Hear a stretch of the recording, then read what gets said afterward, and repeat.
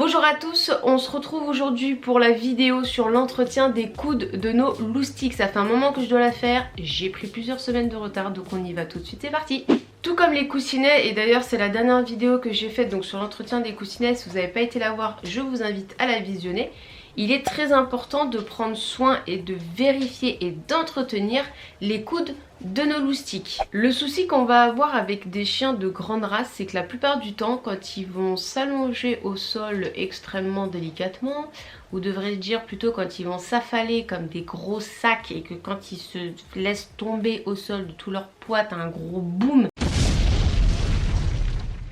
La seconde des choses, c'est que par exemple comme avec l'Akita, les chiens qui ont un sous-poil assez dense, très important, sont pas des chiens qui ont froid clairement, au contraire ils cherchent la fraîcheur et donc ils auront tendance à délaisser en fait les paniers dans lesquels on va mettre une blinde et au final ils vont préférer le carrelage bien frais. Le souci c'est que bien évidemment quand ils se laissent tomber constamment au sol sur du dur, ce sont les coudes qui prennent en premier et cela peut créer certains soucis qu'on va voir tout de suite ensemble. Le fait de s'affaler au sol constamment donc sur du dur et de façon très délicate va former au fur et à mesure du temps des cales au niveau des coudes. Alors qu'est-ce que les cales? Ce que je vais faire, je vais vous mettre des articles que j'ai trouvés qui me semblent intéressants en barre d'infos juste en dessous pour que vous ayez un peu plus d'informations sur la chose. Mais concrètement et avec mes termes, on va avoir des croûtes qui vont se former, c'est assez gonflé et c'est gonflé en dessous de la peau aussi.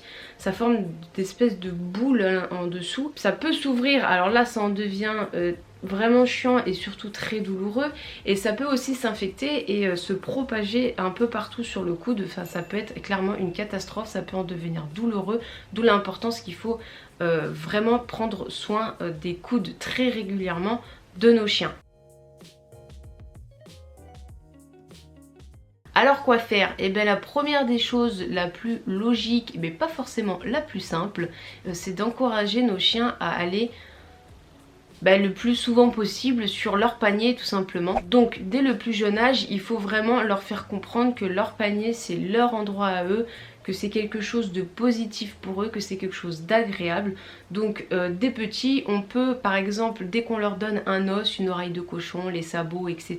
on va les encourager à aller sur leur panier en leur donnant les os uniquement sur le panier et que voilà, quand ils y sont c'est agréable, etc. Au moins ils assimilent le panier comme quelque chose de positif, ça c'est la base et ça doit être quelque chose d'acquis des petits. La chose la plus importante, parce que oui j'ai moi aussi des chiens qui adorent le parquet, qui adorent le carrelage et qui ne sont pas des grands fans, enfin Yuki n'était pas un grand fan de panier, j'ai aussi galéré à ce qu'ils y mettent tout simplement leur corps. Il ne faut rien lâcher, c'est bien trop important. Après si votre chien n'a jamais de problème de coude, et tant mieux, mais pour des loulous qui vont commencer à avoir des problèmes de coude, franchement ça peut clairement devenir une vraie galère, croyez-moi, je sais de quoi je parle avec Yuki. Il faut être hyper têtu, hyper tenace et les pousser encore et toujours à aller sur les paniers.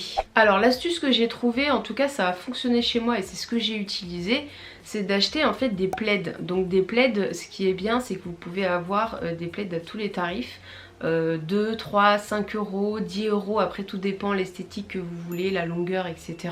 Mais ce que je veux dire c'est que vous pouvez vraiment avoir un petit budget pour ça et d'acheter des plaids à Ikea, à Linea, vraiment pas cher. Moi ce que je fais c'est que je les plie en 4 et c'est largement suffisant pour que mes loulous s'y mettent. Du coup ça tient pas trop chaud pour des loulous qui ont vite chaud dans des gros paniers comme l'Akita en été, etc.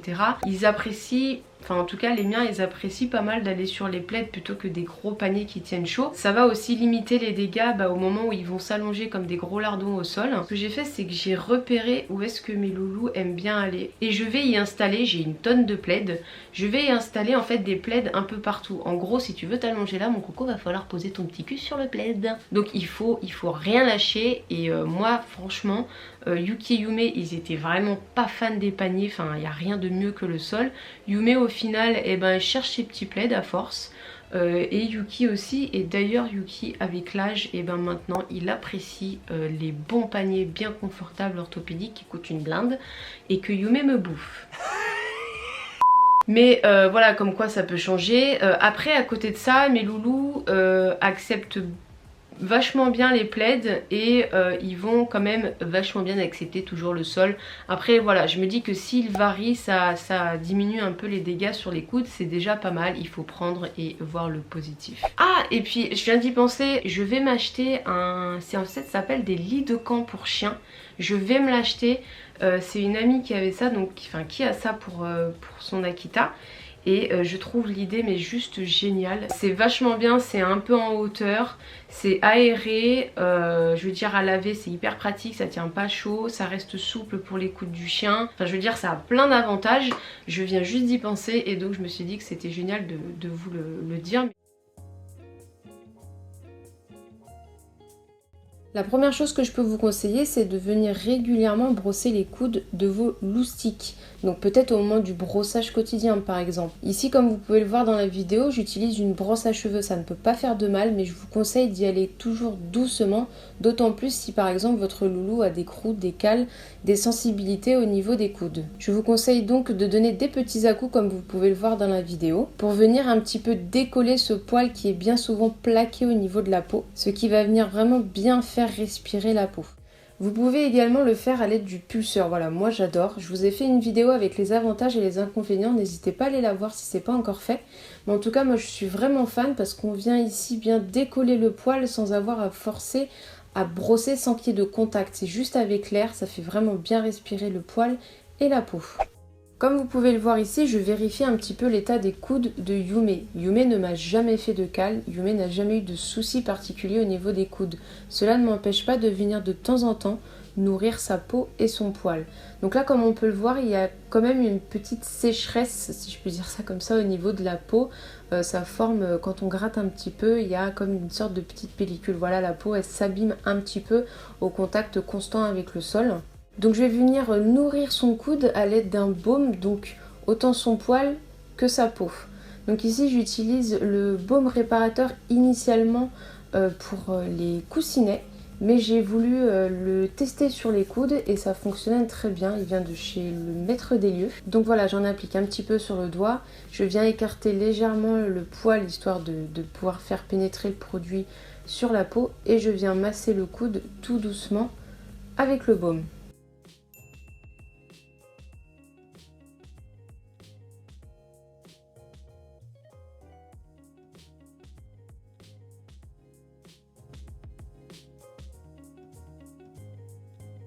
Donc maintenant, quand il y a la formation de cale, il va y avoir des degrés, comme je vous ai dit tout au début de la vidéo. Il peut y avoir juste des petites croûtes, il commence à se former. Donc voilà, il ne faut pas attendre, il faut venir nourrir ça tout de suite.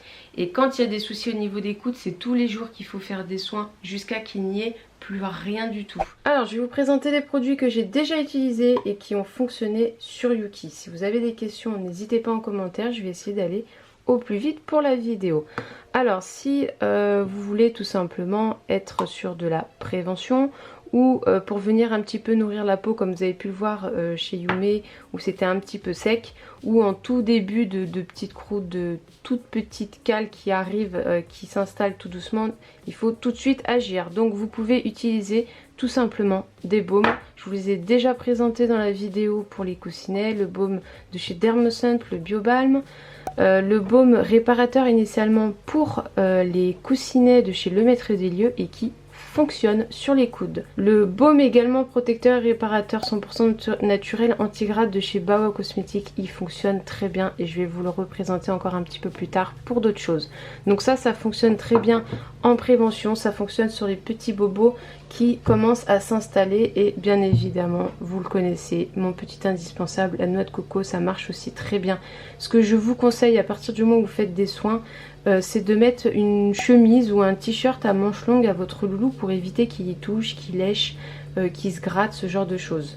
Nous c'est ce qu'on fait avec Mister Lililouli. Ensuite sur les cales que Yuki nous a déjà fait, sur infection, etc. j'ai déjà utilisé plein de produits. Alors vous faites ce que vous voulez, vous pouvez venir me poser des questions. Je préfère vous présenter plein de produits et après c'est à vous de faire votre choix. Ce que j'aime bien faire quand j'ai du coup des grosses cales sur les coudes de Yuki, c'est par exemple sur tout le long des soins, je vais utiliser différents produits qui vont avoir différentes propriétés et l'assemblage on va dire de tous ces produits là fait que j'ai des superbes résultats. Donc quand j'ai des grosses cales, ce que j'utilise, c'est toujours la noix de coco.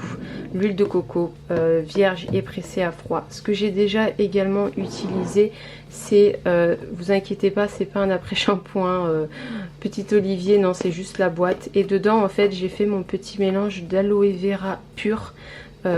Mélangé avec de l'argent colloïdal. J'ai également eu de superbes résultats et j'ai déjà utilisé aussi ce qui est magique, c'est l'argile verte. Voilà, j'ai fait à Yuki des cataplasmes d'argile et ça c'est juste magique. Ce que je fais en fait c'est que du coup j'en mets une bonne quantité, que ce soit la coco, l'aloe vera avec de l'argent colloïdal et cataplasme d'argile où j'ai mis aussi de l'argent colloïdal. J'en mets une bonne quantité, je fais un beau bandage et je laisse reposer toute la nuit le coude de Yuki. Le lendemain franchement les résultats sont juste top. Au-dessus du bandage je rajoute la chemise, le t-shirt manche longue sur Yuki pour que le bandage ne bouge le moins possible et que Yuki n'y touche pas. Ce que j'ai pu aussi régulièrement remarquer sur Yuki, c'est que bien souvent quand il a des cales ça a tendance à le gratter, sauf qu'il se gratte avec ses griffes de ses pattes arrière et c'est une catastrophe. Il devient très vite à vif, donc d'où l'importance encore de la chemise, du t-shirt, etc. Mais si ça arrive, le baume protecteur anti-gratte et réparateur, il apaise vachement bien. J'ai eu de superbes résultats. Également, ce qui fonctionne très bien, c'est l'huile de massage de calendula. Bon, il y a un différent format, mais ça marche trop bien. Et moi, perso, j'adore l'odeur. Quand je vous dis que je teste tous mes produits, c'est blindé de poils. Ça marche super bien, ça apaise. Je vous mets toutes les vertus des produits, les liens, etc. en barre d'infos.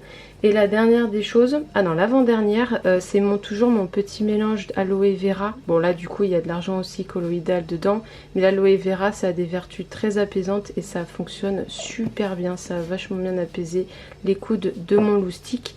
Et la dernière des choses que j'ai pu tester plusieurs fois ces derniers temps, du coup sur les coudes très très à vif de Yuki, on voit pas. Voilà, c'est le Phytoderm de chez Phyto Compagnon qui d'ailleurs a dans la composition du calendula et de l'aloe vera. Donc vous avez un petit condensé dedans et je trouve que ça apaise tout de suite aussi le loustic, sachant qu'en plus c'est un gel qui fait frais en fait. Dès que vous le mettez ne serait-ce que sur ma peau, j'ai pu voir tout de suite l'aspect assez frais et je suis sûre que ça apaise tout de suite Yuki. Donc tous ces produits là ils fonctionnent très bien pour apaiser la peau de vos loustiques. Et la dernière des choses, c'est que bien souvent il manque des poils sur les coudes de nos loustiques avec les cales et s'ils se grattent c'est encore pire. Ce qui fonctionne super bien, mon indispensable, ça marche super bien, ça fait vachement bien repousser le poil de nos doudous. Vous l'appliquez tous les jours, vous mettez un petit t-shirt, une petite chemise, je me répète, et ça marche très très bien. Donc voilà, je vous ai présenté un peu tous les produits que j'ai pu déjà utiliser pour les coudes de mes loustiques. N'hésitez pas, je me répète, mais à me poser des questions en commentaire si vous voulez un peu plus de précision. Je vous mets tout en barre d'infos. Et puis écoutez, prenez soin des coudes de vos loustiques. Et moi je vous dis à très bientôt pour une prochaine vidéo. Ciao! Je vous invite à vous abonner à ma chaîne en cliquant tout simplement sur la photo ronde en haut à gauche et à venir suivre nos petites aventures sur Facebook et Instagram. N'oubliez pas que je reste disponible pour toute question et je vous dis à très bientôt pour une prochaine vidéo.